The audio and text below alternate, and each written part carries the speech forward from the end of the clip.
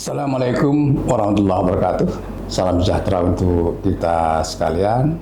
Para pencinta ngobrol asik dari Profesor Asikin.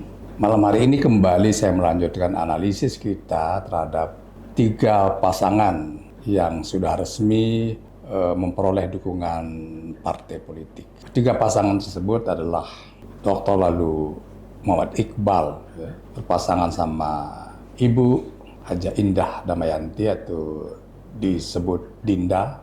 Kemudian pasangan dari Pak Zul bersama Bapak Suhaili.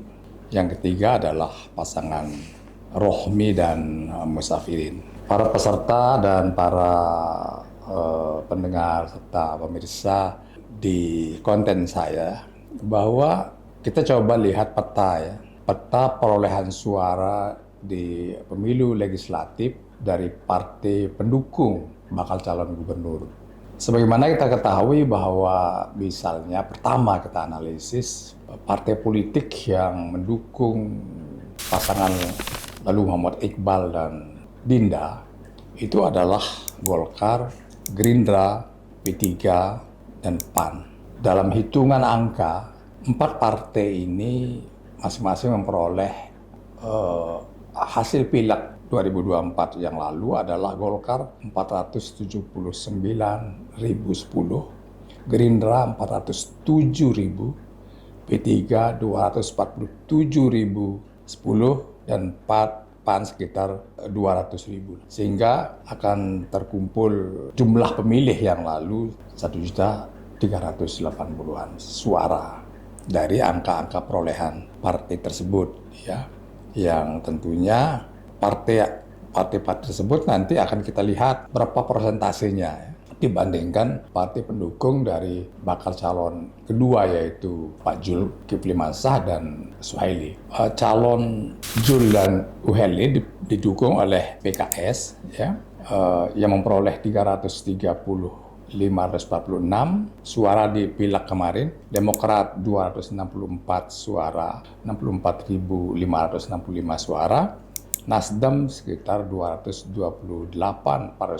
suara, Hanura 69.611 suara, sehingga total berjumlah sekitar 893.000 suara lebih. Jadi dari perhitungan jumlah perolehan suara pada pileg kemarin, partai yang mendukung Zul dan Suhaili sejumlah 893.000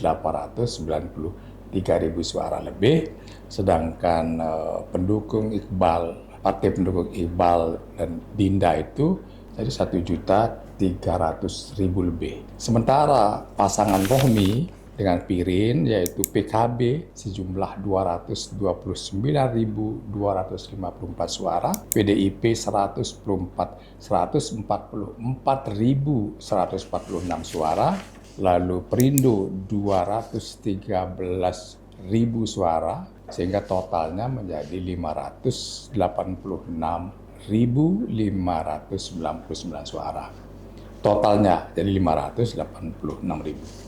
Kalau dipresentasikan partai pendukung dan hasil pileg kemarin, melihat angka-angka tadi, ketiga calon tadi, maka perbandingannya, ya, persentasenya dari total tadi itu bahwa partai pendukung Iqbal ini perolehan pileg kemarin yaitu 48%. Lalu Zul dan Suhaili dengan komposisi partai pendukung tadi yang memperoleh 890.000 suara lebih itu sama dengan 31%.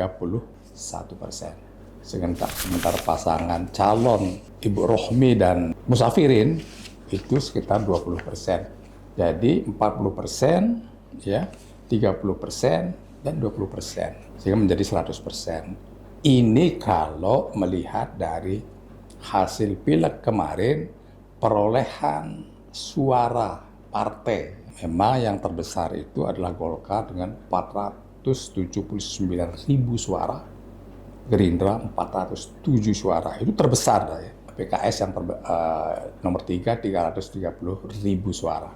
Apa yang kita bisa baca di sini? Sebenarnya betapa mudahnya pasangan Iqbal memperoleh kemenangan kalau melihat dari angka-angka perolehan partai ya kemarin di pileg dan komposisi seperti itu. Nah ini kalau dirawat saja oleh partai-partai, dirawat saja hasil pileg itu, akan sudah kelihatan pemenangnya siapa. Persoalannya apakah bakal calon ini mampu merawat perolehan suara pileg tersebut. Apakah partai-partai politik tersebut mampu merawat perolehan hasil pileg agar konsisten secara angka, secara kuantitatif. Itu persoalannya. Saya katakan bahwa betapa mudahnya masing-masing calon itu memperoleh kemenangan. Seberapa besar peluangnya ketika pilihan-pilihannya nanti akan mampu merawat perolehan pileg itu. Ini indikator yang secara sederhana kita bisa lihat kemungkinan yang terjadi. Bahwa kemenangan itu terlalu mudah diperoleh oleh Iqbal dan Indah apabila mampu merawat hasil pileg itu. Golkar merawat abiturennya, Gerindra merawat abiturennya, dan terusnya. Namun, sekali lagi, ini adalah politik. Selalu berubah-ubah, dan itu perubahan itu berbagai faktor penyebabnya. Perubahan angka itu berbagai faktor. Salah satunya adalah faktor money politik. Oleh karena itu, saya akan coba mengungkap pada episode berikutnya nanti adalah apa yang sebenarnya yang fenomena terjadi di NTB ini terhadap bakal calon itu. Apa yang menyebabkan orang memilih figur sehingga peta perhitungan angka-angka tadi itu bisa kadang-kadang berubah. Akhirnya saya mau analisis menurut teori yang saya pelajari dan saya peroleh dalam ilmu-ilmu hukum dan ilmu-ilmu politik.